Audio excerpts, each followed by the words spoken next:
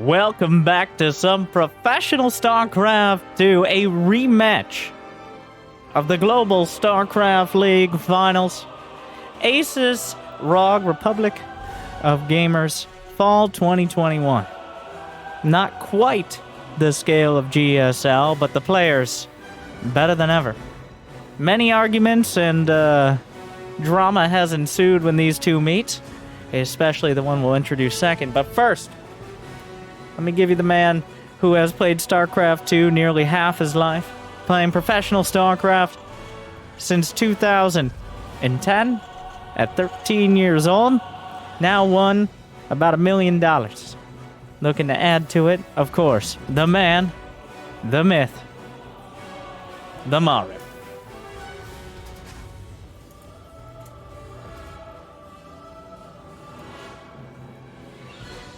And on the other side, not as storied of a career, though a dramatic one.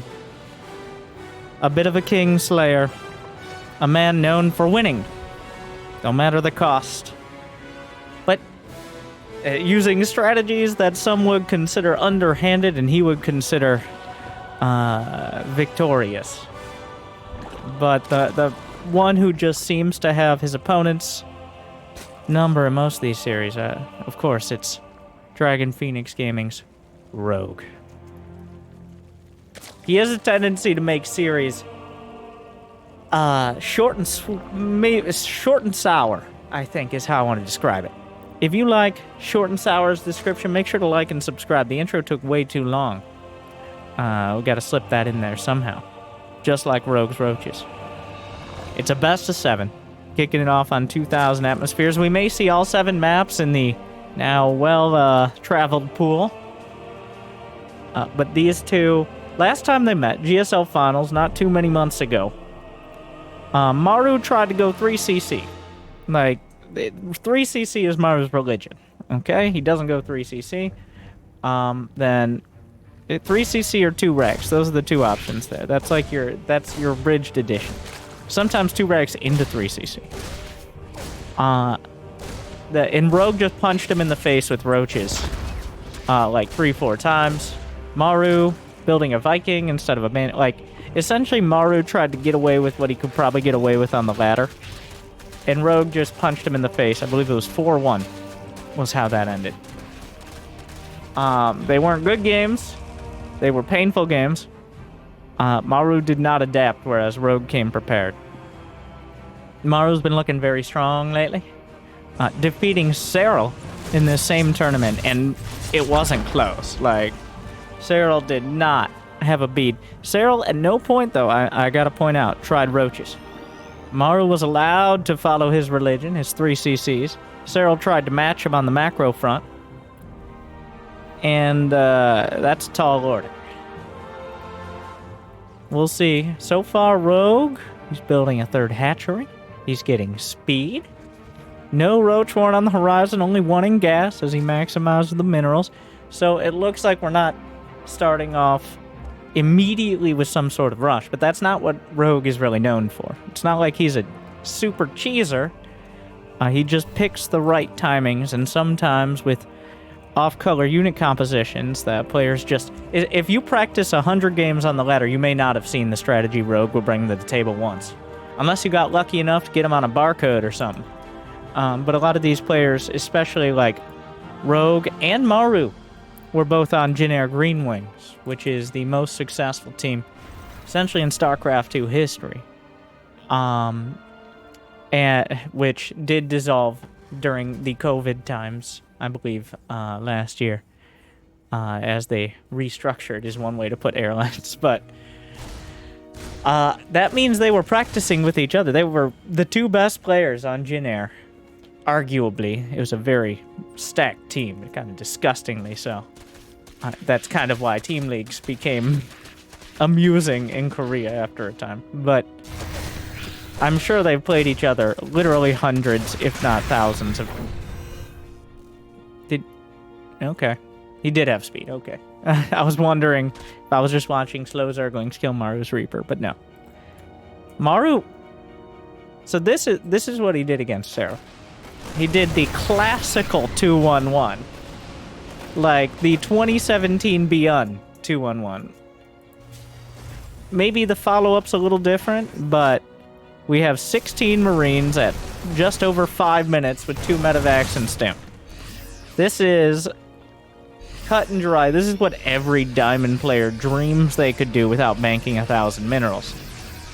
And they claim they do, but then they wouldn't be in Diamond if that was true, so... Rogue has plenty of lings. He's got the queens. Brenda's knitting through, ready to hold things together, but the beautiful thing about medevacs, well, I guess from your perspective, depending on which side you're on, is they can fly. And this is oftentimes why a lot of Zerg players don't like to take that low ground base, is because both the third and... Okay, so... It's enough Zerglings that Maru doesn't... Oh, wow! I mean... Get off my lawn! Maru just as surprised as I am. I think Maru was expecting the queens to head back towards the main, but Rogue intercepted one of the medevacs. The killer instinct on the queens and Rogue in general.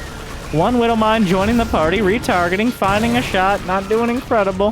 He picks it up, he gets out. Rogue is making a huge amount of Zerglings to deal with this. He's delayed his upgrades somewhat. Maru, on the other hand, already has his upgrades half done. But Mutas are on the horizon. And ideally anywhere in between. I like this choice. The most success I've seen for these top Zergs against top Terrans, and it is a different level of matchup at this level. Like, when the Terrans are microing individual Marines and scattering the mines, it's tough to make mutas work, but Lings don't cut it. Like, Lings and Banes are just not good enough. Between the maneuverability of the medevacs and the efficiency of the Marines and mines, you need a unit that can actually clear things up. Hydras are a maybe. Lurkers require hive tech to be particularly useful, but Muta's the classic choice. Just... The real danger is that's a huge investment in something that could die to a few mines. So, it's a thin line to fly across, but I think mutas are a strong choice, especially for someone like Rogue, who's not going to lose track of them very easily.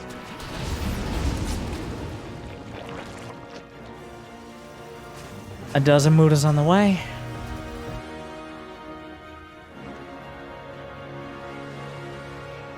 Now we see. Is Maru going to be prepared? He doesn't have any turrets. Will Rogue just try to bat down the 2 medevac drop? Or, well, 4. I guess it's escalated to 4 medevacs. I don't know how Maru gets all those out, but... Or does he sit back? Right now, 77 to 71 workers. The upgrade advantage goes to Maru. It will be evened out by Rogue for a time. The muta's heading straight up the center. What a bold play, but also the only place there are essentially no units. Maru's got units on the left and right flanks, but he had almost no reinforcements. He had no turrets. Lings and Banes box out one of the drops. Another one, few more medevacs, but Lings and Banes still going to do good work over there. Muta's in the main. Turret not done. Not target firing because he's dealing with things in his own main base as Rogue. 8 SCVs, 11 SCVs. Maru shut down at the 4th. Maru shut down in the main. And Maru shut down economically. Right now, it's looking like a blue screen, not just because of Zerg, but because Maru might have to unplug his keyboard. And just like that, Rogue moves in for the kill. And it's over. Yeah, that's it. This is how Rogue do. The game's over. Maru has nothing. Wow. The Executioner. Game 1. That. Yeah. Well, that's on paper, that's how mutas are supposed to do. Either they help you shut down all the medevacs, or they do critical damage on the other side. But I want whatever paper Rogue is using. Yeah. Maru just... He just ripped his heart out.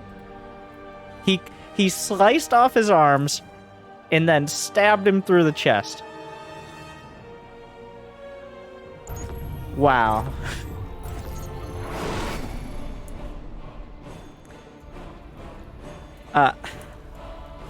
So, this is not shaping up well for our Terran here. I gotta say, that was more fun to watch than the Roaches. But Rogue is not, like... I'm not a huge fan of casting Rogue. Because there's not much back and forth. Like... If the game has gone back and forth, usually Rogue has messed something up, or his opponent scouted it in time. But Maru had no inkling of the mutas until they were ransacking his base. He was just playing out, like, he played almost exactly the same as he played against Cyril. 2-1-1, just working the Marines, gaining efficiency, better upgrades, good... Oh my god, I'm dead.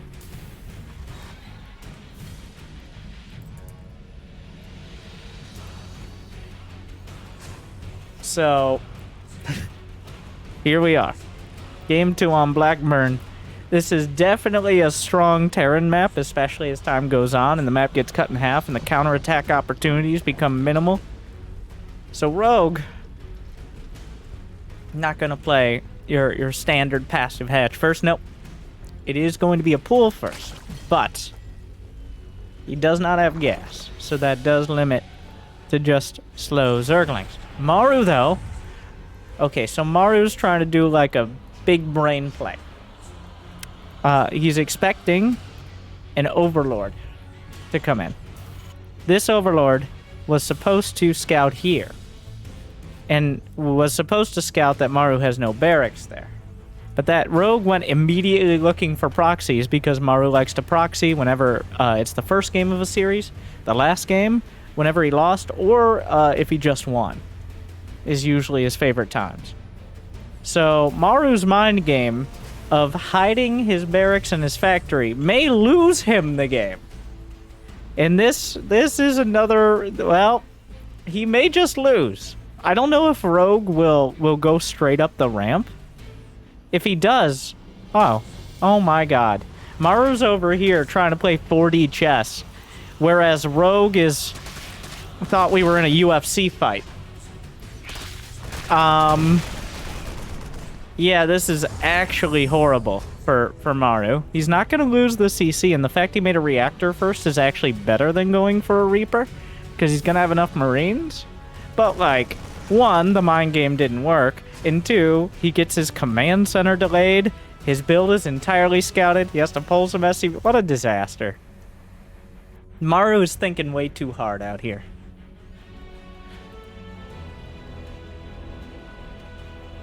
Alright, Maru. Well, now Rogue is going to be able to get his third's already up. Like, he was building the third before he even got to the other side. This was just supposed to delay and throw off the build. And now Maru's going to be caught with, like, a Hellion. He wanted reactored Hellions way quicker. He has these 6 Marines, which I guess you make a medevac now? I don't know if that was part of the build in the first place. Sometimes the reactor is just for the Marines. You know what would make me, well, it wouldn't make me happy, but you know what we seem to be headed towards is an armory. And honestly, I think that's the best you can make of this situation at the moment. It's not like he is way behind. Let's be clear. Maru is not hugely behind economically. It's not like he can't do damage. It's just Rogue, if he sees anything coming, he's going to be ready. But Rogue does not have Zergling speed. Because remember, he didn't go for gas. He just now started it. So if he gets caught out of position, essentially Maru is stuck on Queens, which are an incredible unit, yes, as we know. But they aren't as maneuverable for many reasons as they might like to be. A Hellion's coming in, just running by. Maru understanding that, well, realizing now there's no Zergling speed. Rogue undercommitting to the main. And suddenly Maru's killing 7 drones between the Hellions. And the Marine drop, which he maneuvers around. Well, Maru losing track of his Hellions is unfortunate here. Rogue trying to target down the medevac, not quite getting it. So it appears the Marine drop will actually do more than the Hellions in this case. A bit of a mess, to be honest, but Rogue undercommitted. And Maru, well, he lost all his Marines there. Here comes a Liberator. Does Rogue actually pull the drones? No, he's just going to take it. Honestly, I like that. A lot of players will see the Liberator and pull away. And that may have, like, it's unlikely he would have gotten the drones out anyways before losing a couple. So he just, well, couple kills, but I'll kill the Lib. Doesn't bother with losing mining time. I gotta say, though, that could have been much better for Maru. Like, he was already doing well, but he lost all the Marines and almost lost the medevac. And he lost all but 2 Hellions. Yeah, Lambo's disgusted. I can't blame him. Maru should have already won this game. People are going to be complaining about Zerg if Maru keeps playing like this. Like, that's some cure level micro out there, with all due respect.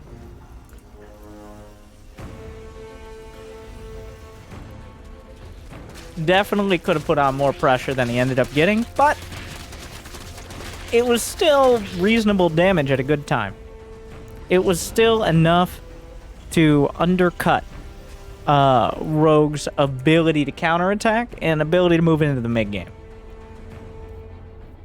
Unfortunately, though, not entirely. Because where are we now? Roach Warren done. Lair done. +1/+1 on the way.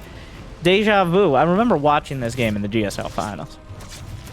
Rogue. If I remember correctly, the script is Maru pokes and prods and does multi-prong drops, and then Rogue comes across with about 60 roaches and just barrels through everything. I'm not sure if we're on the same script for this one, but right now, with a gold base finishing up, Maru is at risk. He's starting to build some tanks. I think he's understanding we're dealing with roaches here. The queens are moving into position. And the big weakness of roaches is their inability to deal with things like medevacs. If Maru can buy enough time to get enough tanks at home, then the medevacs will just be more and more and more cost-effective as time goes on. But he needs to make sure he has enough army back at home. The hammer's coming.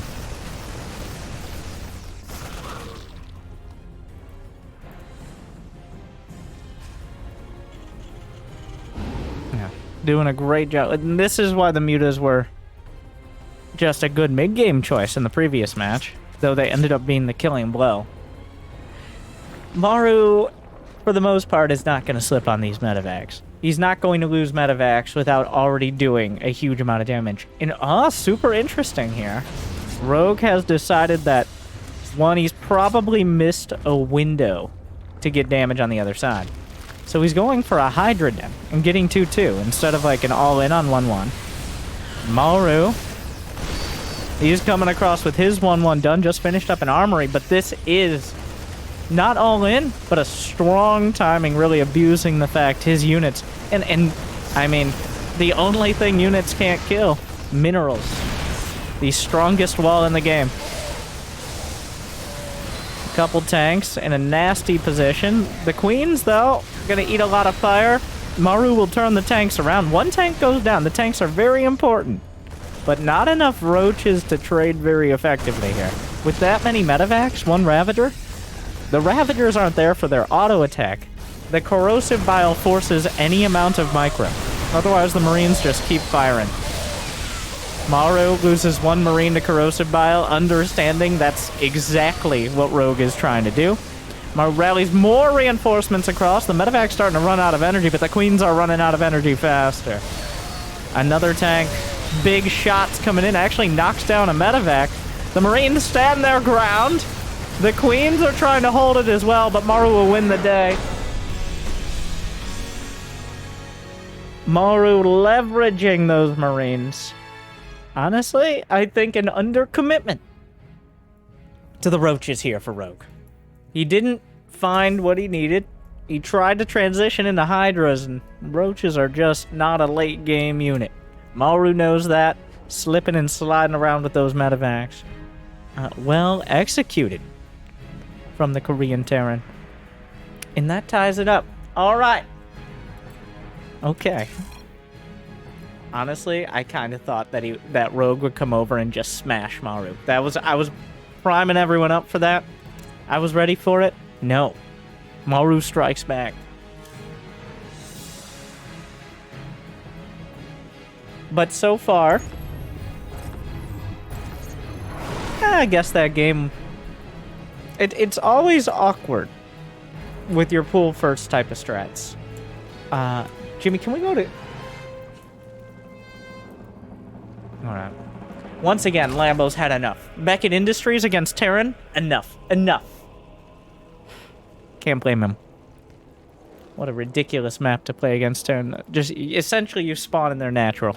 Give or take.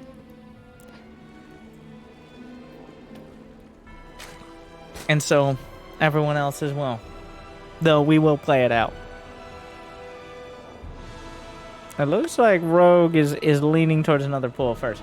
It is awkward when you don't go for the speed. What are those clicks, Rogue? I guess it's just the hatch. It's just clicking. He's patting his APM to show off to his friends. Okay. Rogue, do you really have 400? Only 400? Maru took a sip of his water. Gotta stay hydrated. Very important. When was the last time you took a sip of your water? Take a moment.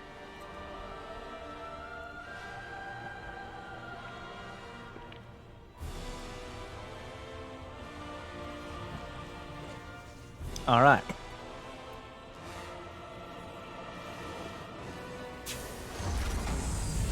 Maru once again going for... I don't even think he's trying to hide it now. A lot of players will scout the edge of the ramp for whether or not a Marine is building, when the reactor timing is. I'm interested, like, there's obviously a method to the madness here. Just when somebody does something different than both they and everyone else has done for 10 years, you gotta take note. Like, Maru now 2 games in a row has gone for the reactored racks with no wall. As we saw last game, 6 Zerglings, not a deadly threat, especially without speed.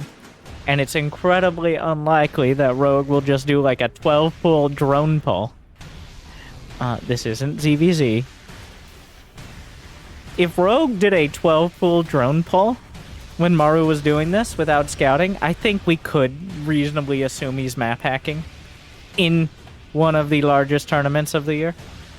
But, like, either that or we have to make sure to check if his balls are regulation size and not too large, which is a weird sentence for me to say now that I've gotten this far. But moving on. Of course, Big Gabe is the authority on this. Yeah, a 12-pull drone pull in ZVT is... That's just too much. That's too much of a gamble. But it would have worked in this game. For example. No wall, no Marines because you're building a reactor. He's just walking across it. Who does this? What? Welcome to Beckett Industries. Okay, he just kills an Ovi. And Rogue just like the Ovi trying to get away in the Wla, but what Maru? Oh, God, the Hellion's so fast. The speed zone. Whoop.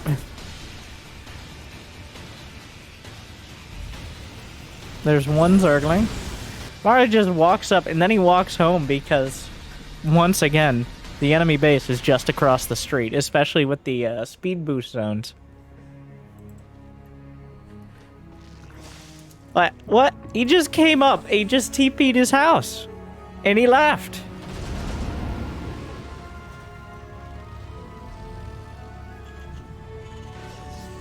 He just gets away with it.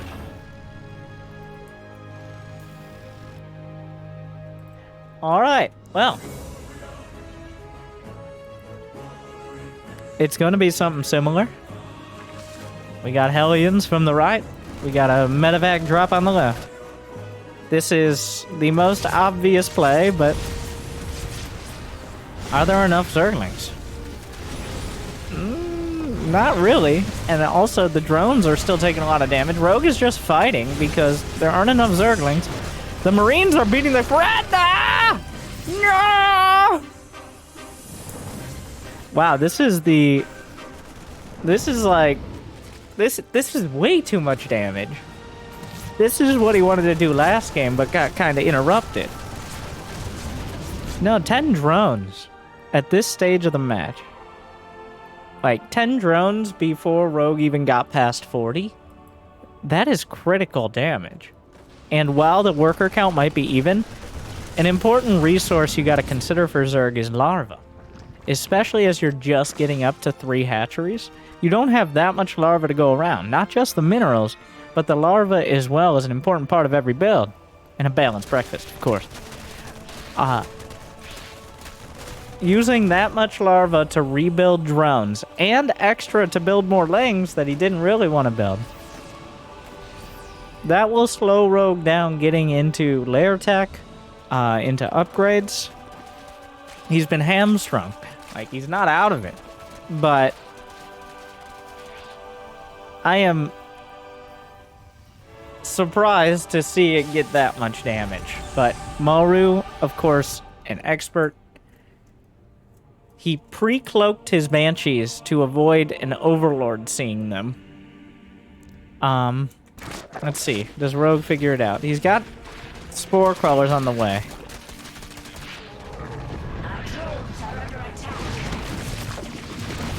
Yeah, he just got his safety spores up. The Banshees... Well, the Banshees have a dual purpose. The Banshees aren't just for doing damage. I think the Banshees are a smart choice just to make sure no damage is dealt to you. Because unless the Queens come waddling across the map, which they can do on Beckett Industries pretty easily, unless they get involved, there's essentially no anti-air. So having a couple Banshees stops anything but a fully committed attack. They are a safe choice, especially if you've already done good economic damage. Now, speaking of good economic damage, these Zerglings have a lot of work to do, and they will start doing it. One SCV sacrifices itself, and will prevent the rest from well, Maru confidently stims down the ramp, and that means the SCVs were vulnerable. 5 SCVs go down, but that leaves Rogue with minimal units at home. He's got 77 drones, which is a couple dozen too many. Maru holds his ground. The Marines unload their unlimited ammo. And with it, Rogue just dives. Well, so this is the kind of day we're having, I see. Alright, then.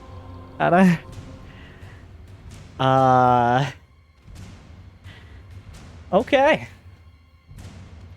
Rogue was researching double upgrades. Carapace and Burrow. Burrow making quite a resurgence. He went up to... that was a Scarlet-S game. Went up to 80 drones while sending his lings to counterattack. And then Maru just attacked him, which was very rude and very effective. So here we are.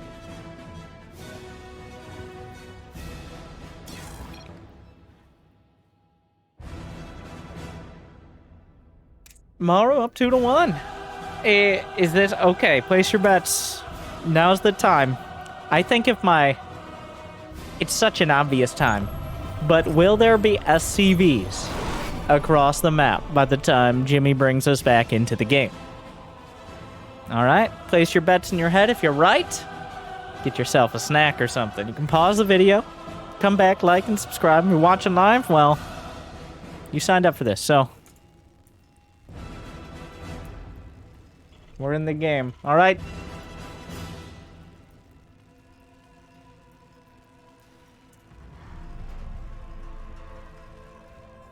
No. No 2-racks? And you know what? If it ain't broke, So will Rogue go back to the hatch first? We're on Romanticide. This is the macro map. This is Cloud Kingdom version 8.9. Rogue is like, instead of building hatch first, like I did and I won in game 1, I'll just commit more to the pool first.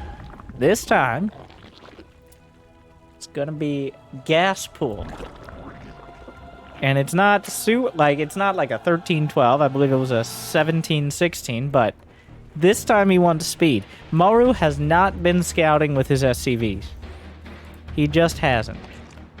So, if he does the exact same thing again, it will be speedlings against just a handful of unstimmed, uncombat shielded, unsupported Marines.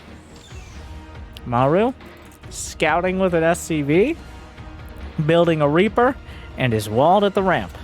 So guess what, Rogue? Sometimes when you gamble, you lose. And right now, Maru done rolling the dice.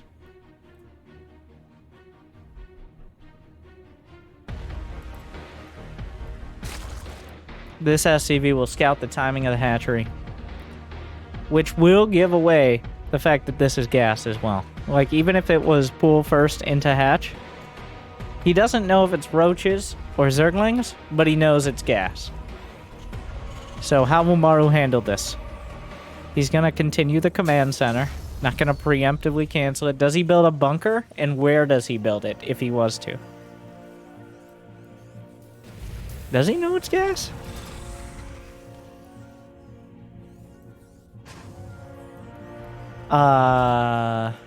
Alright. Well, yeah, if you don't build a bunker, then holding the low ground is... Yeah, and he started a reactor instead of building any additional Marines. But the command center will finish. So... Rogue... Wow. Rogue is really... I think we've gone full circle in the mind games. So here's the situation. Rogue is assuming Maru will be prepared because he scouted. But Maru barely acknowledged this is happening. It's just kind of quick speedlings. So, Rogue in not committing to it at all. Like, Maru has nothing. He would have had 2 Hellions. And that's it. He could have denied the natural with a dozen lings for quite a while. But Rogue just assumed Maru would be better prepared. Either one, Maru didn't care if he had to float his natural for a bit, or he just did not respect this at all. And this is once again going to leave Rogue in a kind of a weird place. This time he has speed. That's a key point we were missing in the previous 2 games. He's also getting Overlord speed, which is another point that we were missing in the previous game, because he had no idea what was coming until it showed up at his door.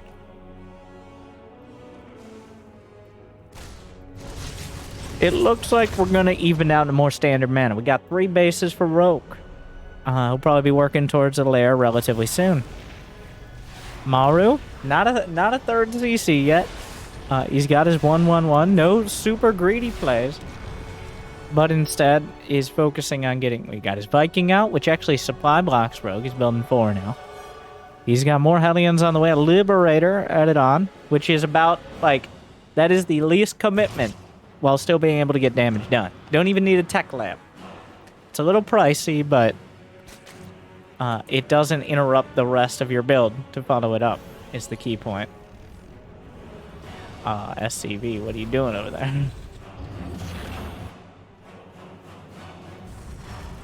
Third CC is scouted by a Zergling. So I'd say both players know pretty much what the other is doing. Rogue knows there's not a huge all-in attack.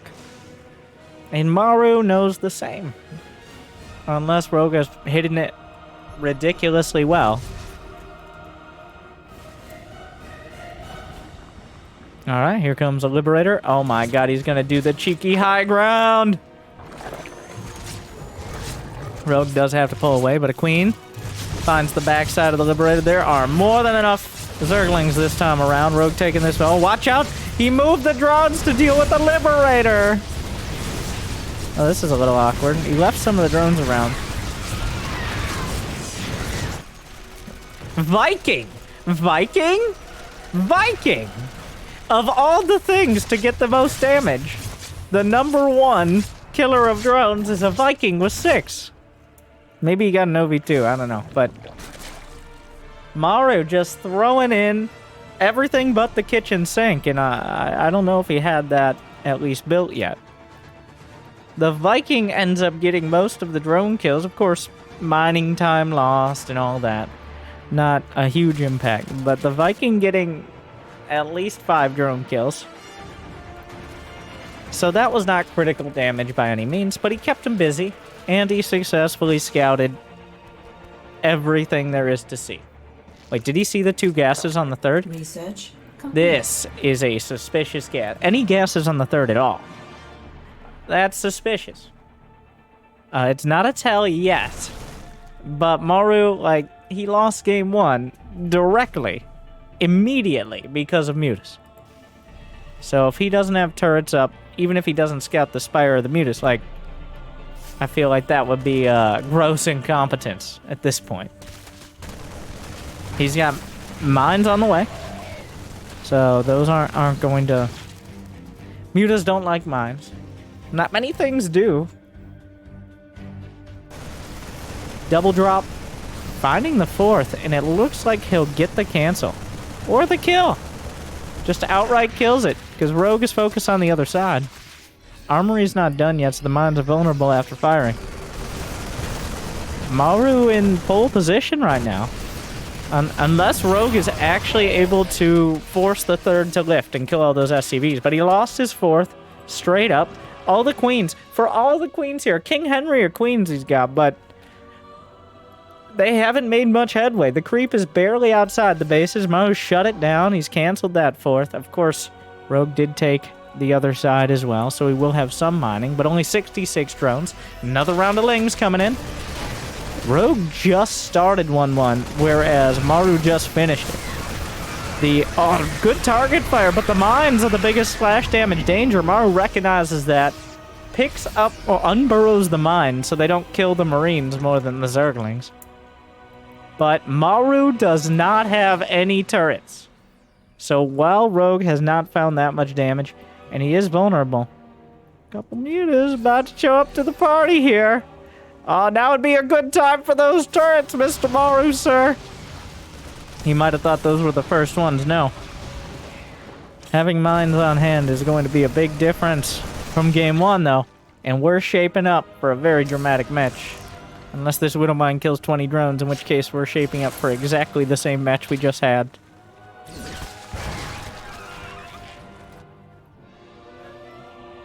The Muta count, it starts out very high because of the delayed upgrades. 12 Mutas to kick things off. And really, if you have less than double digits, you're not really a threat to the army at all. 12 Mutas is enough to be hunting down medevacs. And I believe it's not quite enough to one-shot mines, or at least before they go off. Once he gets +1 flyer attack, I think it's about 12. But that is an important number to know.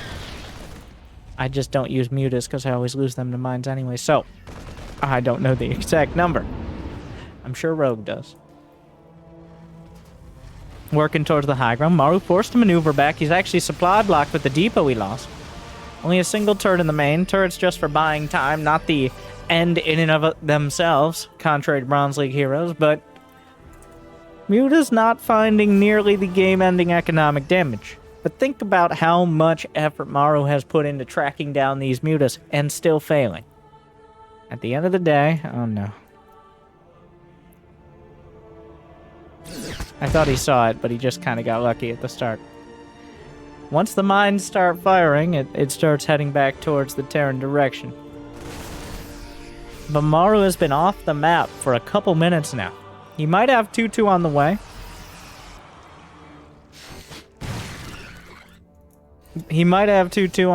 He's got drilling claws. He's got more turrets, which indicates he wants to move out, but Rogue undercuts it just in time. The engineering bays complete that armor. And now, immediate 3-3. This is the classic split here. is the Zerg player getting kind of stuck on this lair tech composition, whereas the Terran slowly working their way up towards a tier 3 army. Thors, Drilling Claws Mines, +3/+3 Marines. Rogue not too far behind, though. He's got 2-2 on the way, and he has an infestation pit, importantly, and most importantly, a comfortable 90 drones. He's now maxed out. So he has all the tools he could have as quickly as he could have them. From here, it's about maneuvering and creep spread. Creep spread incredibly important because he's not going to have as much army supply. In order to compete with a Terran, you literally need more supply and workers with this army composition.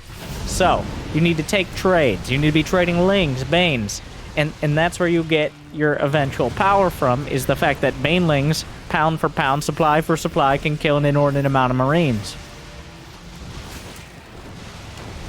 Oh, the engineering bays. Those are a prize. The engineering bays are a huge prize right now. If he could get even one of them, he can even the odds dramatically. Burrow is done. Half the Banelings are not. That'd be a great place for a few Baneling mines right now. Maru looking the other way, but he stims in time. This is off a creep. Muta's in the center. Don't even get the sensor tower, but it burns in time. Maru pre-scanning. He knows. He knows. At this point, it's pretty clear where we're going with this game. All over the map and under it. Both sides. Widow mines and Bane mines. Very real threats in different ways. Widow mines with drilling claws taken out by the Mutas. The Banelings trying to trickle through. Maru holds the door with a single brave Marine. Meanwhile, on the other side, Marines microing back. Mutas left uncovered, but I think they're enough to maybe break through. Maru wins the fight on Rogue's side of the map. Neither player having enough at home to defend to completely clear up their opponent's army. Maru going to be losing a few SCVs. Rogue loses a hatchery. At the end of the day, who gets a better end of this trade? So far, about even. Rogue's lost a little more gas. The hatchery's rough, but he has 2 more to work with, and at least 1 macro hatch in the main. Rogue collapses, finds a Thor. 3-3 about to complete, not quite there yet. Where are the Banelings?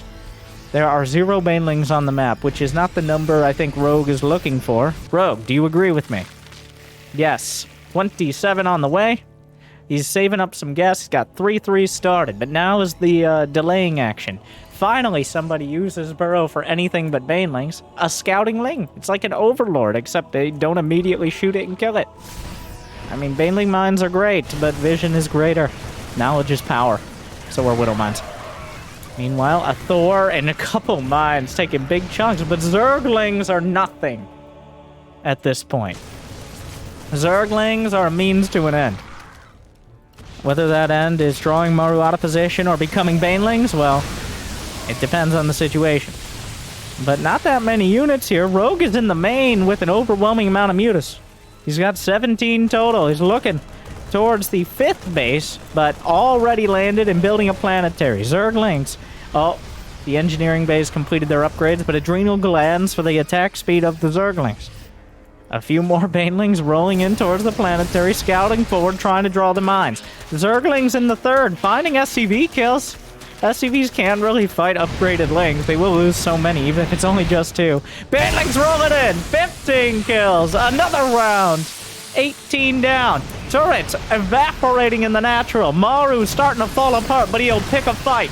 And so far, Rogue doesn't have that much at home to defend. Vikings scouting forward. There's not that many Banelings left. Maru microing back. He finds the opportunity off a creep. Ultras on the field, but they don't even have chitinous plating yet. Mutas into the 5th. Maru's still at 170 supply. Thor will drive it back for now, but 29 SCVs in the last minute, and plummeting right now for Maru. He's down to 50.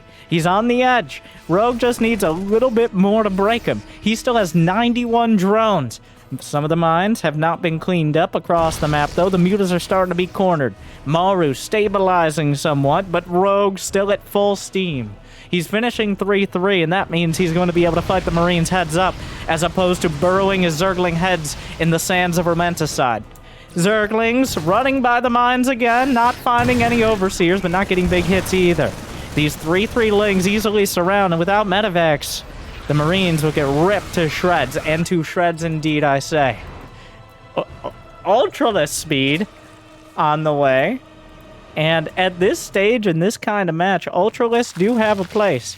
They are a big, expensive risk and a huge target.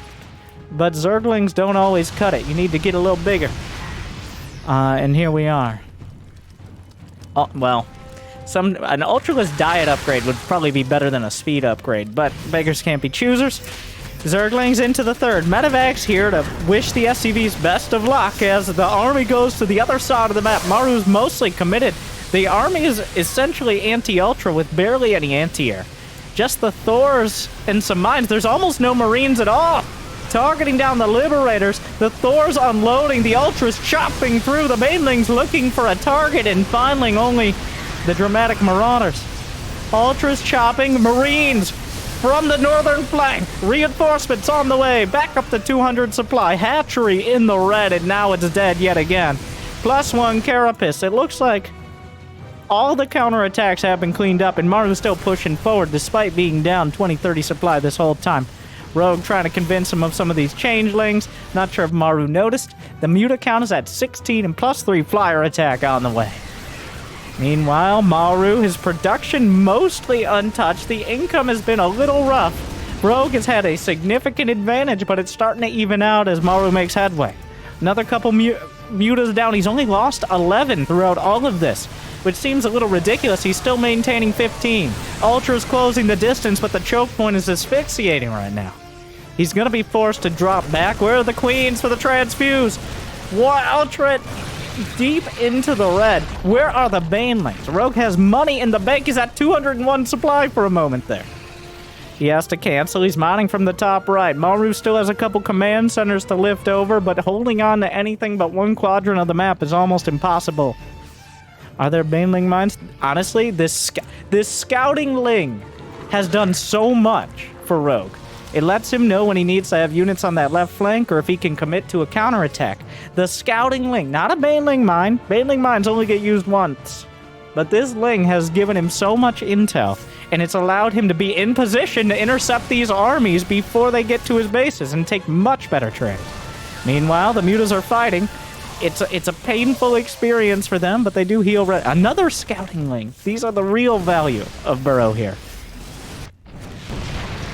Heading into the main again. Ultras, Lings, Banes. He hasn't used... Oh my god. Maru made an NG Bay explicitly to box out the Ultras. And it's working. That actually did a huge amount. Maru in the top right. Rogue in the main. The hatchery... hatchery down in the top right. Maru loses a base on the left. Some of the building... I think he got a barracks here. Rogue is being stretched thin, but so is Maru. The Mutas, the scout. I gotta talk. The underlings. There. That's the phrase. The underlings are getting so much value, but Rogue is still struggling to keep up with Maru all over the map. Terran's just better suited to such a scrappy game with this, with mules and mines. Another hatch down. +3 flyer attack. Is vulnerable. The queens, they've been injecting this whole time. Bursts the queen! After Susan dies, Ultra trying to hold its ground. The Ultra buying a lot of space for the Zerglings here. Only one medevac. The Mutas come in to clean up whatever's left. Maru down to 150 supply. Rogue 180 as they continue to chew away at each other. The underlings still, they're in positions you wouldn't think a Baneling mine. Well, he hasn't used any Baneling mines, I think, is part of it. But speaking of mines, Minecraft is a great game. Maru agrees. Down go a few drones. Rogue down to 65, which is significantly less than we've been used to him seeing. But that means his army supply is much greater as well. What a game. Finally, these two. Oh, no. It's when things slow down that the Widow mines start to get really painful. He cleans them up to the north, and the one block in the hatch. Rogue at 125 army supply. Oh my god, so much value. Another hatch canceled. So much value.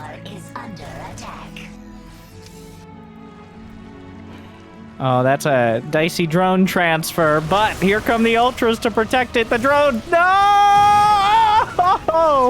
A dozen through the mines, which kind of undercuts his success in the actual battle. Oh, I thought Rogue would see it. Another mine. Rogue is still maxed out. 144 army supply right now.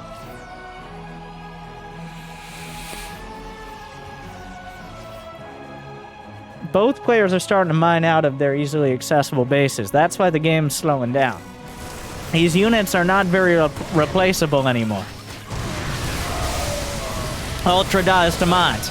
The swarm closes in, looking for the command center. The mutas split off. The Ultras, just when everything gets put together here, another Widow Mine shot. The Ultras are a lot to deal with if you don't have Liberators. Liberators are really the choice. Maybe Ghosts, maybe Thors, maybe Marauders, but Liberators are the much more reliable choice. But with the mutas still on the field, it becomes a lot more difficult to keep them intact, especially once you move past that position. Mine's scampering in, and that's definitely, it's an aggressive, it's a menacing scamper, but a scamper nonetheless. Oh my, I don't know if he waited for the Zerglings or if he just didn't notice on the shift queue, but the underlings, I think, are the story of this. Oh my, I didn't, he has changed legs. Following, the way Rogue is getting vision, very rogue-like. I think that is really what's been keeping him, like, he scans, looking for Bane Mines, I bet. And he catches the Ling there. But it's just a Ling, you can easily queue that up. I think that is really the difference between what Rogue's doing and what many Zergs do. Wait, did he just try to make a bunch of Banes and they got all canceled because I don't know if that was manually canceled or the Widow Mine canceled them. But here. Rogue is able to get a couple steps ahead of Maru as he makes these dramatic moves. It's still incredibly unclear where this goes. Like, one fight could decide it, or another dozen would leave us at a stalemate. It really comes down to the control. These armies, Maru needs another base. He's starting to run out of minerals. It's on Maru to move forward, but that is a scary Terran army. So many Banelings rolling up the ramp, target firing Liberators. He knows the Ultras are where the real value is, but he's going up a ramp into a concave. We learned this in Terran school. That is a disaster. The mutas are fighting the Thors. The Liberators aren't enough. The Ultras crashing through in the second wave of Banes. Forces the Marines onto the run, back behind the planetary, a rout. Rogue breaks him. And he ties it up. That'll be that. Maru unable to find enough. The Rogue just constantly keeping vision of Maru. Keeping tabs on where the army is moving, denying medevacs with the mutas. Some real Sun Tzu strategy here about attacking somewhere where your opponent's weak. Or where they need to defend. And Maru had to stand his ground. He needed that mining. Now he's going to try this. It's not going to work. We're going to see 2 Gs, and we're going to game 5. Great game, though. That was, I like to think I'm a realistic and honest caster. And that was the first game that really felt like we had some back and forth. I love what Rogue was doing. The underlings are my new favorite strat. I mean, it's been done before, but Rogue was... it wasn't Bane Mines. It was for vision. And at the end of the day, knowledge is power. Even more than killing a few dozen Marines. So, now we go to see who's going to be on match point first. Is it time?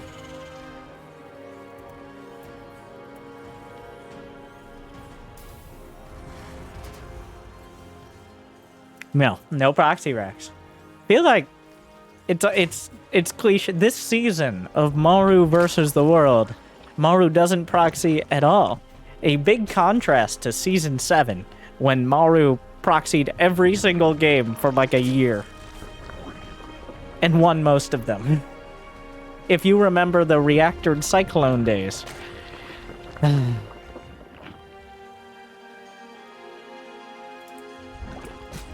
So Rogue is doing a roach all-in.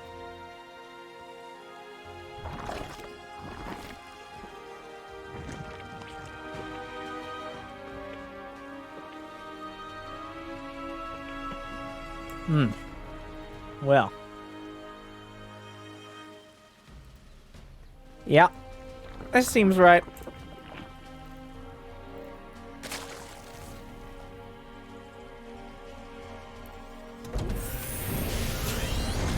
Did Maru misplace his barracks? What a noob.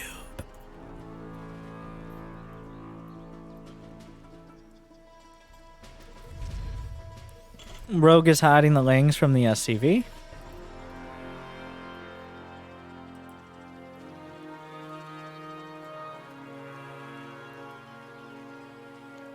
Yeah, this means Rogue will know. Like, how do you react? He's gonna...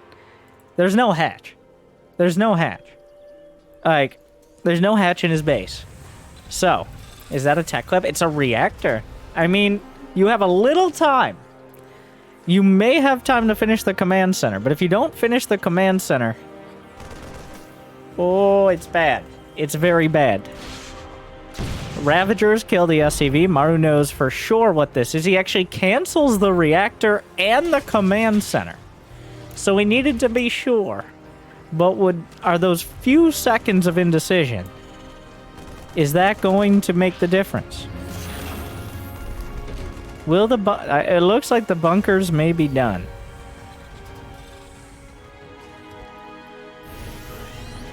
Alright. 5 more seconds and this one would not be vulnerable. But 5 seconds is not the amount Rogue will get. Ooh. You do not want to cut corners against Rogue. Well, it's not game over. Look at the worker count. That is important to note. This is all sorts of in from Rogue, to be clear. If Maru defends with any semblance of an economy, he's likely ahead.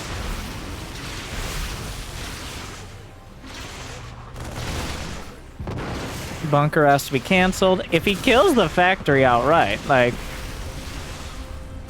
the Cyclone will come out. Incredibly important. The Cyclone is everything now. That Cyclone is the game. If that Cyclone dies, there will not be any more. Not for a long while.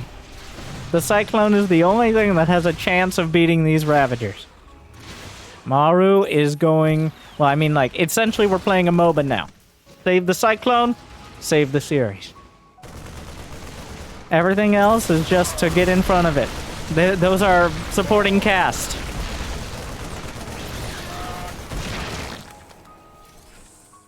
Maru still has a 5-worker lead. And Maru now has a 1-game lead. With a burning factory and 1 Cyclone, Rogue is batted down. And Maru puts himself on match point. The Ravagers, well, I'm not locked in here with you. Game ends at 4:20, bringing us back to those quick and dirty matches.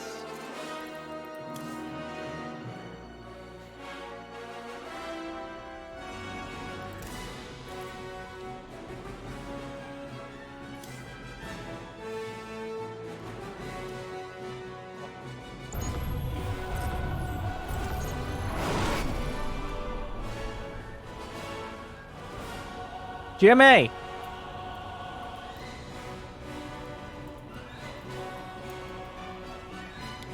What do you... Alright, time for a quick advertisement as we're on match point. Got to get our ads in, and then we'll be right back with potentially the last game of Maru versus Rogue.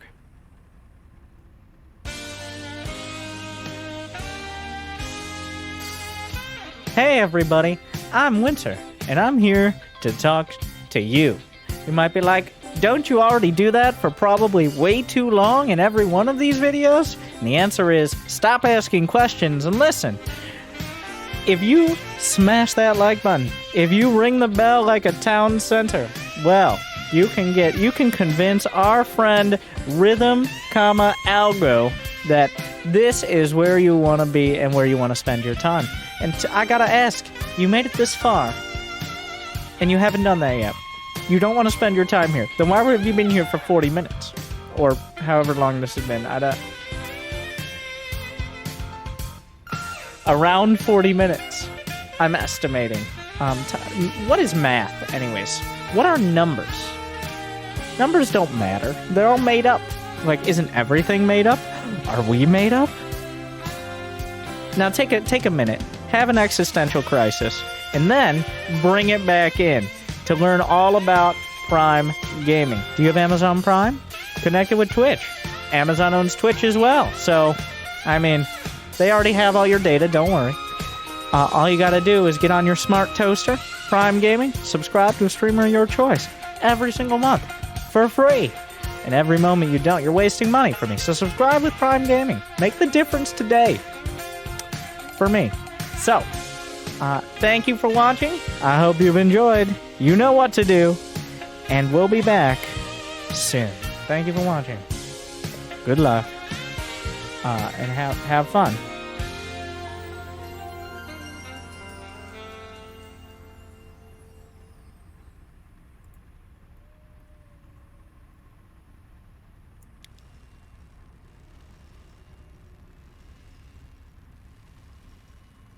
Thank you guys for sticking around. We are back to Maru.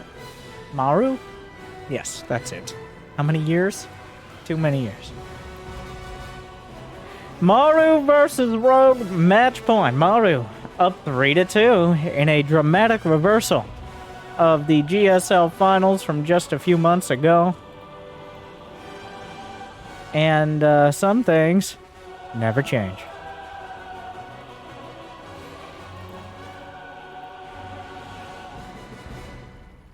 Except for the fact that Maru hasn't proxy raxed once this series, so. It's about time.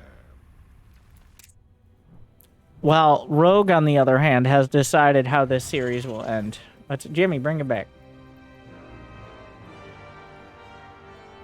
Oh, he's drone scat. I thought for a second, in my alternative universe, this was a proxy hatch. Rogue over here in disbelief. He's like, are you kidding me? There's no barracks? I came out here for nothing?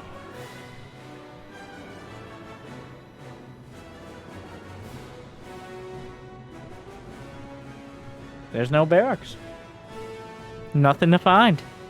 Drone comes home, unfulfilled, and we'll just go back to work, mining, until it gets killed by a widow mine or something, or gets a promotion into a spore crawler. Is it a Maru? What the?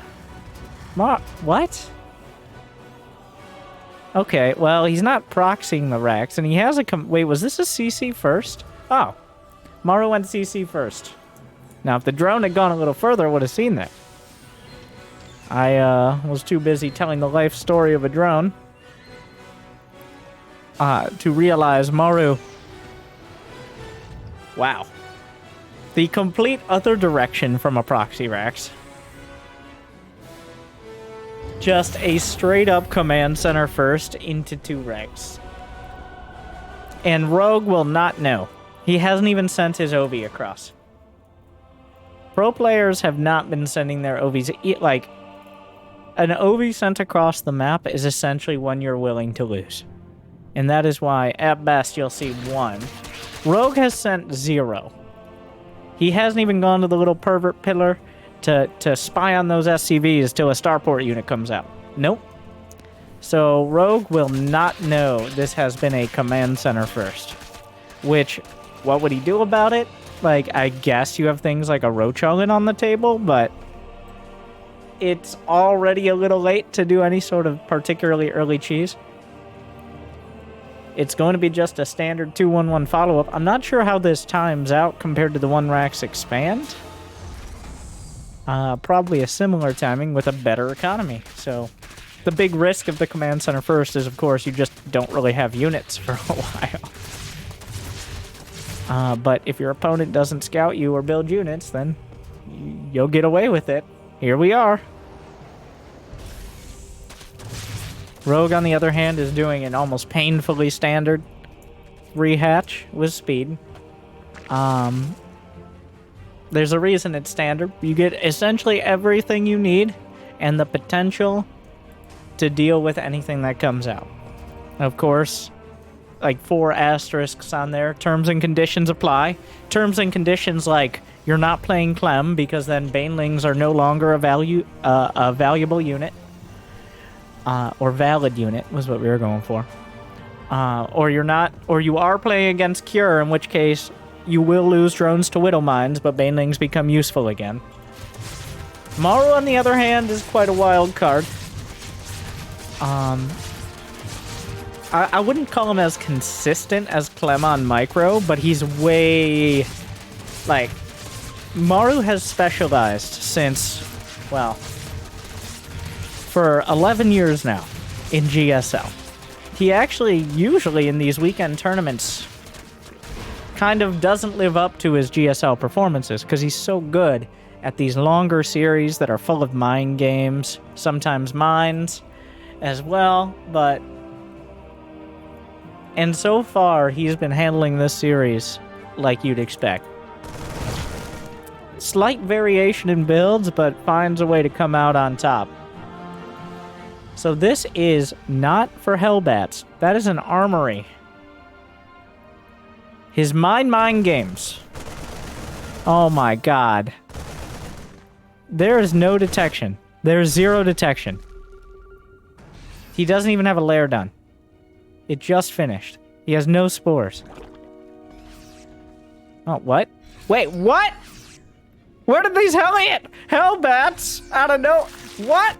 Oh, he has another mine drop behind it. I really thought there were mines in that back. Oh my god, Stim Marines. Baneling speed is way... Whoa, okay. Banelings are... Okay, well, slow Banes with Hellbats in front. Does he just kill him? Oh no. So, we had a couple... We had that one incredible game sandwiched by stomps on either side. And it's over. Maru wins. At least we had that one game. Doesn't even need to wait for the mines to trigger. Maru just executes Rogue. Returns the favor of GSL not long ago. Wow. Maru's back, baby. That was the #1 in the world looking Maru right there. Against Rogue, who's like 3rd or 4th.